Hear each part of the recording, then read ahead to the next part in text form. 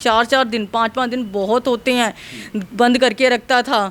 ठीक है, तो फिर ज़बरदस्ती मेरे को गाय का मांस मीट खाने मतलब अपने मुंह हाथ से पकड़ के खिलाने की कोशिश करता, डालता मुंह में। और जब मैं उल्टियाँ करती, मेरी हालत ख़राब होती, तब भी ये आदमी नहीं बाज आता, फिर मुझे ऐसे छोड़ देता, मेरे मुंह पे पानी वानी डालता, फिर दोबारा से ये प्रयास करता मेरे साथ। इतनी हैवानियत दिखाई इन लोगों ने कि एक तो पहले ज़बरदस्ती की इसे नमाज़ पढ़वाओ, कलमा पढ़वाओ, रोज़े रखवाओ, और अगर नहीं करती थी तो मेरे साथ मार पिटाई होती थी, और करने के बाद भी होती थी कि रिकॉर्डिंग रखता था अपने मोबाइल में और सबको सुनवाता था कि देखो मैंने कैसे एक हिंदू की लड़की, जो हिंदू अच्छी पढ़ी लिखी वेल एजुकेटेड लड़की दिल्ली में रहने वाली है, उसने किस तरीके से इसको ऐसे कन्वर्ट करा है। ये इतनी बुजदिल कौम है ना, ये पीछे से पीठ पे वार करती है।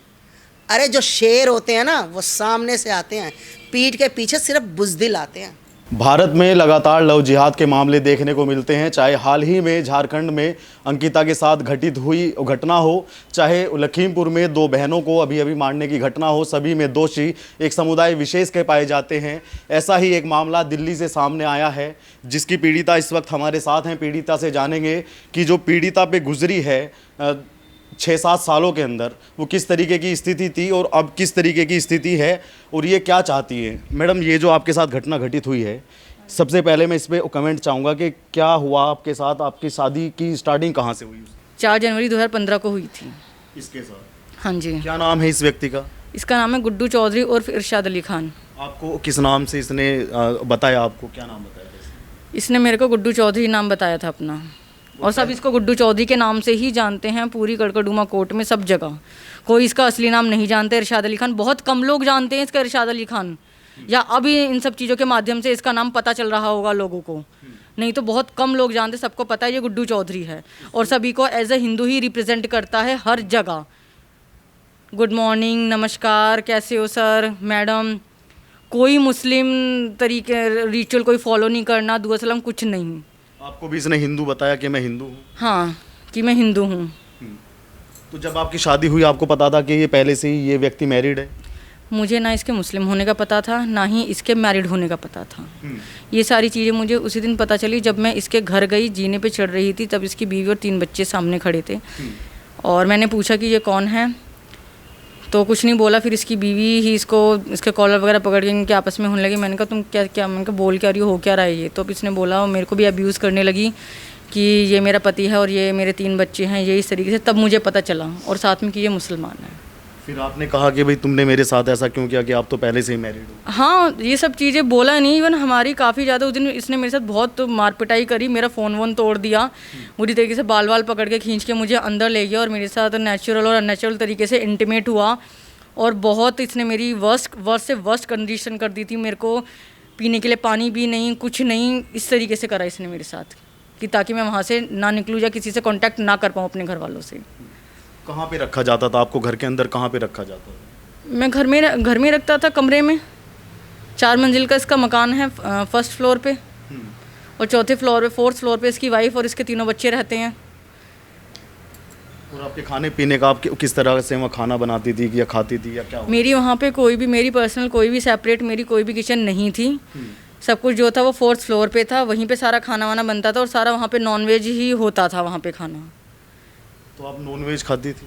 मैं नहीं खाती थी। वहाँ पे जो था गाय का, भैंस का, इन सब का होता था, और मेरे को मार पिटाई करके बहुत बुरी तरीके से। कई दिन जब मुझे पता होता था कि ये बन रहा, तो मैं नहीं खाती थी। लेकिन एक टाइम ऐसा आया कि मेरे साथ इतनी हैवानियत दिखाई इन लोगों ने कि एक तो पहले ज़बरदस्ती की इसे नमाज़ पढ़वाओ, कलमा पढ़वाओ, रोज़े रखवाओ, और अगर नहीं करती थी तो मेरे साथ मार पिटाई होती थी, और करने के बाद भी होती थी। और उन सब की वीडियो बनवा के अपने मोबाइल में लेता था। और इस चीज़ को मैं इतनी श्योरिटी से इसलिए बोल रही हूँ आज, क्योंकि वो वीडियोस मैंने इसके मोबाइल में देखी हैं। और कहता था अपने बच्चों से भी कि इसे बोलो कि मुझे सलाम करे जब भी मैं फ़ोन करूँ। पर मेरे पास कोई फ़ोन नहीं था, इसकी बच्चों के पास जो फ़ोन था जो किसी काम के लिए करता था, तो कहता था कि इससे बोलो कि मुझे सलाम कहे हर बार, जैसे कि हम गुड मॉर्निंग या गुड इवनिंग विश करते हैं उस तरीके से। क्योंकि रिकॉर्डिंग रखता था अपने मोबाइल में और सबको सुनवाता था कि देखो मैंने कैसे एक हिंदू की लड़की, जो हिंदू अच्छी पढ़ी लिखी वेल एजुकेटेड लड़की दिल्ली में रहने वाली है, उसने किस तरीके से इसको ऐसे कन्वर्ट करा है। तो आपको इसने कन्वर्ट करने का हर संभव प्रयास किया, लेकिन आपका ऐसा कोई हुआ नहीं? इसने पूरा प्रयास, मस्जिद में किसी मौलाना के पास ले गया? नहीं, मेरे को ऐसे कभी नहीं लेकर के गया। बस एक बार ज़बरदस्ती निज़ामुद्दीन दरगाह ज़रूर लेकर के गया, लेकिन इसने ज़बरदस्ती, जब मैं भूखी रहती, खाने के लिए बिलकती और बोलती, क्योंकि 4-4 दिन 5-5 दिन बहुत होते हैं, बंद करके रखता था, ठीक है। तो फिर ज़बरदस्ती मेरे को गाय का मांस, मीट खाने, मतलब अपने मुँह हाथ से पकड़ के खिलाने की कोशिश करता, डालता मुँह में। जब मैं उल्टियाँ करती, मेरी हालत ख़राब होती, तब भी ये आदमी नहीं बाज आता, फिर मुझे ऐसे छोड़ देता, मेरे मुंह पे पानी वानी डालता, फिर दोबारा से यही प्रयास करता मेरे साथ, और दुनिया के सामने ऐसे रिप्रेजेंट करके दिखाता था सिर्फ यही कि ठीक है, कि अच्छे से पहनाना, पार्लर भेजना, ताकि सबको लगे कि देखो मेरा कितना ख्याल रखता है इसने मेरे को, कि कल को मैं कोई इसके खिलाफ बोलूँ या कोई लीगल एक्शन लूँ तो मैं ही झूठी, मैं ही गलत साबित लगूँ। जो ये अपने सभी टारगेट में सफल भी हो रहा था, क्योंकि सबसे इसने मुझे काट दिया था, मैं किसी से इंटरेक्ट ही नहीं हो सकती थी, मेरा कोई सोशल मीडिया पे, कोई सोशली मेरा कोई कनेक्शन ही नहीं था, मैं किसी से बात, अपना मन भी हल्का नहीं कर सकती थी। इवन एक होता है कि हमारा मन कर रहा है कि हम आइसक्रीम खाने जाना चाहते हैं, या कि चलो ठीक है आज मम्मी पापा के यहाँ पे, तब भी हम अकेले चले जाते हैं, मैं वो भी नहीं जा सकती थी, उसके लिए भी कहता था कि ठीक है कोई बात नहीं, मैं चल रहा हूँ, चल मेरे साथ, अपने आप ही साथ साथ साथ साथ साथ साथ, कि कहीं ऐसा ना हो कि कोई इसको दिमाग दे दे या कोई इसकी हेल्प कर दे। आप जो भी बता रही थी कि आपका एक ट्रांजैक्शन भी तोड़ा, एक एफडी वेफडी, उसके आपकी कोई ऐसा कोई रकम उसने लिया? हाँ, इसने अभी जब ये सब चीज़ें हुई, मार पिटाई करी, तोड़ने की, इस आदमी की टॉर्चर की आप हद देखिए कि एक लड़की को किस हद तक तोड़ा जा रहा है। इस मार पिटाई से, जानवर पने से इसका पेट नहीं भरा। इसने, मेरी एक छोटी सी एफडी थी, एफडी क्या थी, पापा ने बोला कि बेटा पैसे ख़राब हो जाएंगे, इसको तुम सेव रख दो। वो मैंने अपने से भी दूर रखी कि ना सामने होगी ना मैं ऐसी करूँगी। तो इसने इस बीच 10 जुलाई से पहले, जून के बीच में, जून और 10 जुलाई के बाद इसने मेरे 1.5 लाख रुपए थे, इसने वो भी बहुत जल्दी 25-25 हज़ार रुपये करके मुझे ले जा करके कैश में विड्रॉल करा लिए, जबकि विदाउट चेक बुक के तो अलाउड भी नहीं होता है। लेकिन एक होता है ना कि चलो 25 हज़ार का अमाउंट है, 25-25 करके आप नॉर्मल उससे लिख करके निकलवा सकते हैं, लेकिन उसमें भी 3-4 दिन का गैप होना चाहिए। मुझे तोड़ने की इस आदमी की हद देखो, इसने वो खाली कर दिया, उसी पैसों से इसने अपना ऑफिस बनवाया। फिर उसके बाद इसने अभी हाल ही में जल्दी में इसने आधार कार्ड में डॉटर ऑफ से अपना नाम डलवाया, मतलब सारी चीज़ें इसने मुस्लिम कर दी, सारी की सारी चीज़ें। और तोड़ने की, और इसकी इंतहा देखो कि मेरे ऊपर इसने कम वो अत्याचार या कम वो नहीं, पहाड़ नहीं तोड़े इस आदमी ने, कि ये मेरे यहीं पे रहे, यहीं मर जाए, मैं कुछ भी करूँ कोई कुछ ना कर पाए।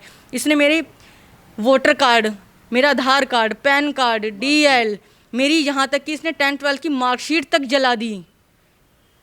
भाई बिना कागज के आदमी की क्या पहचान है? अब मैं अपने आप को बाहर ये कहूँगी कि मैं ये हूँ, लाओ जी आईडी लाओ, आईडी मांगता है, मेरे पास मेरी आईडीज़ तक ही नहीं है, सब इसी की कस्टडी में है। मेरी बैंक की passbook, cheque book, bank of Baroda की, सारी इसी आदमी के पास इसकी कस्टडी में रखी हुई है। मेरे पास कुछ भी नहीं मेरी आईडी के लिए आज की डेट में, कि मैं अपने को रिप्रेजेंट करूँ या कल को कहीं जॉब के लिए, किसी भी चीज़ के लिए, नथिंग। इसके तोड़ने की हद देखो, और कोई इसके बीवी बच्चे कोई नहीं बोले कि आप ऐसा क्यों कर रहे हो पापा। इसके भाइयों को सबको पता था मेरे साथ क्या हो रहा है, कैसी ब्रूटलिटी हो रही है, फिजिकली, मेंटली, सोशली, सेक्सुअली, किस तरीके से मुझे हैरेस मेरे साथ दरिंदगी हो रही है। कोई नहीं आता था मेरे को बचाने के लिए, कोई एक सिंगल आदमी नहीं बोलता था। उन सिस्टर्स को क्या कहना चाहती हैं जो आज भी लव जिहाद में हैं? क्या क्या कहना चाहेंगे? मैं सबको एक ही मैसेज देना चाहूँगी कि देखिए, ये प्यार व्यार कुछ नहीं होता है। आपके माँ बाप से ज़्यादा कोई भी टेक केयर नहीं कर सकता है, कोई नहीं कर सकता है।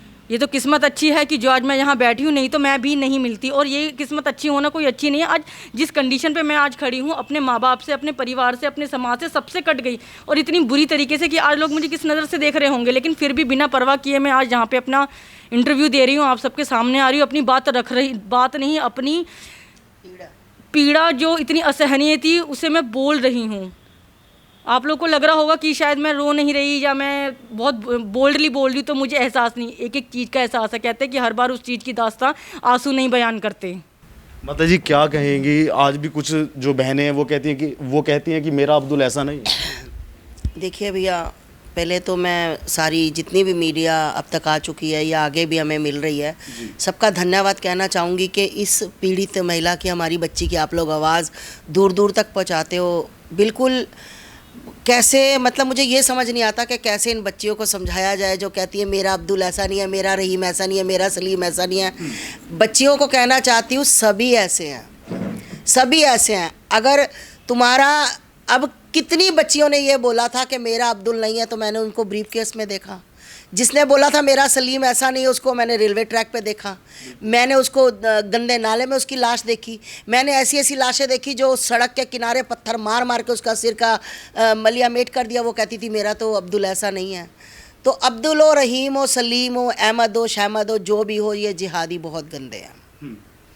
हम लोग कह देते हैं कि सब एक से नहीं होते, हिंदू मुस्लिम भाईचारा होना चाहिए, भाई भाई। तो मैं ये चाहती हूँ कि बिल्कुल भाईचारा होना चाहिए। अब मैं देखती हूँ ना कि कितने मुस्लिम लोग जो इस बच्ची के साथ खड़े होते हैं, इसकी पीड़ा को समझते हैं, इसको इंसाफ दिलाने के लिए आगे आते हैं। भाईचारा तो तभी होता है ना, भाईचारा तो हम तब बनाते हैं कि भाई आप मेरे काम आए, मैं आपके काम आए। आज एक बच्ची के साथ तुम्हारे जिहादी किसी मुस्लिम ने गलत किया तो तुम आकर खड़े हो, उसकी आवाज़ उठाओ, आवाज़ उठाओ, बोलो कि उसको फांसी मिलनी चाहिए, बोलो कि उसको 7 साल की 8 साल की कैद मिलनी चाहिए। हम तब समझे ना कि अच्छे मुस्लिम भी होते हैं। अच्छे अभी तक तो कोई आया नहीं, क्योंकि ये सिर्फ जब बात आती है, जब हमारी बच्चियों पे बात आती है तो मौलाना बैठकर टीवी डिबेट पे बोलते हैं कि अगर हमारी बच्ची हिंदू धर्म में जाएगी तो हम सर कलम कर देंगे बच्ची का, और जो लेकर जाएगा उसका, है ना। तो तुम्हारी बच्ची हमारे वहाँ पर आ सकती, क्यों भाई, तू इतना बड़ा मौलाना है, हैं? फिर जब हमारी बारी आती है तो बोल देते हैं कि हम समाज, हमारा जो मतलब हम खतरे में हैं, हम शांति दूत हैं, हम खतरे में हैं।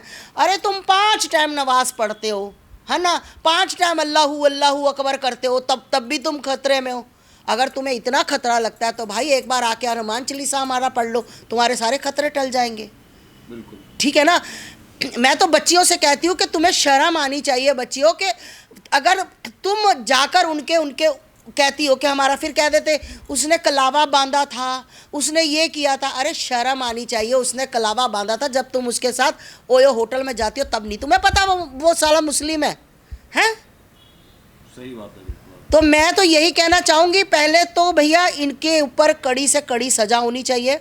सबसे पहले कानून बनना चाहिए, लव जिहाद पे कानून बने। जिस दिन कानून बन गया, जिस दिन कानून ऐलान हो गया, मैं कहती हूँ अगर कोई लव जिहाद का केस आ जाए तो आप मुझे पकड़ लेना, क्योंकि उनको पता है कि हिंदू की बच्चियाँ इतनी कमज़ोर है। और इसके वाला जो बोल रही है, ये मुझे बता रही थी कि वो इतने गंदे वर्ड बोलता है ना कि हिंदू लड़कियों को मुसलमानों का वो चाहिए, गंदे गंदे शब्द आधे घंटा लगातार बोल के, और हंसता था, मजाक उड़ाता था।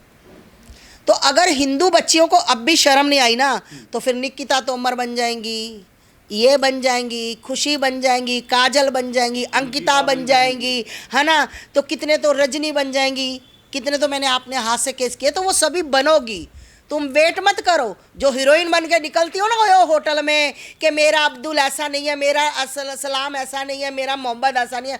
तुम्हारा मोहम्मद जब तुम्हें ब्रीफ केस में या तुम्हें ठोकेगा ना, जब तुम बयान दोगी तो इसी की तरह बयान निकलेंगे। अपने माँ बाप की इज्जत करो, अपना नाम बनाओ, अपना कैरियर बनाओ, ऐसी आवाज़ें निकलेंगी तब तुम्हारे मुंह से भी। वैसे तो किस्मत अच्छी तो नहीं है इसकी, पर यह अच्छी है कि वो निकल गई जाल से। आपके संपर्क में ये कैसे आई और मतलब किस तरह उसकी कस्टडी से ये यहाँ पे? ये भैया हिंदू परिषद वालों ने सारा, मतलब उन्होंने, हाँ तो हम सब एक ही हैं भैया। जो समाज की सेवा करता है, मेरा वो मतलब नहीं है कि उनका संगठन इसका संगठन, समाज की सेवा करने वाले का कोई संगठन नहीं होता, एक ही संगठन होता है, इंसानियत का, सिर्फ अपनी इंसानियत का। कि अगर हमारी बहन ने धोखे से हुआ या गलती कर ली, तो अब मैं लव जिहाद के बहुत खिलाफ हूँ कि मैं कोई केस नहीं देखती हूँ, मुझे बहुत गुस्सा चढ़ता है लव जिहाद पे, मुझे बहुत गुस्सा चढ़ता है लड़कियों पे। पर फिर कल मेरे मन में 4 दिन मन में पहले मेरे आया इसको देखकर कि अगर हम भी इसको धुतकार देंगे तो ये बच्ची जाएगी कहाँ। अगर बच्ची से गलती भी हुई है तो हमें उसको सीने से लगाना चाहिए कि वो अपनी गलती मान रही है, स्वीकार कर रही है, सब कुछ कर रही है। तो हमें अपने बच्चों को नहीं छोड़ना चाहिए कि हमारा बच्चा कहीं भड़क जाए, नहीं भटकना नहीं चाहिए, उसको रास्ते पे लाना है।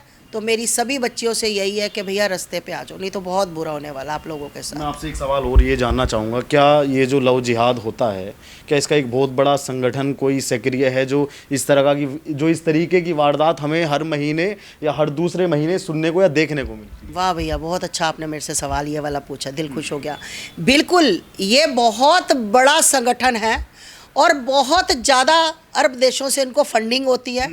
इनके लिए एक स्पेशली इनके लिए ये मोटरसाइकिल और ये अच्छे कपड़े और अच्छे बाल बनाकर इनको बहुत अच्छे से बताया जाता है कि भाई तुम पंजाबी लड़की फंसाओगे, उसको तुम मुस्लिम में कन्वर्ट करोगे तो तुम्हें 25 लाख मिलेगा, ब्राह्मण की लड़की का 20 लाख मिलेगा, क्षत्रिय की लड़की का तुम्हें 30 लाख मिलेगा।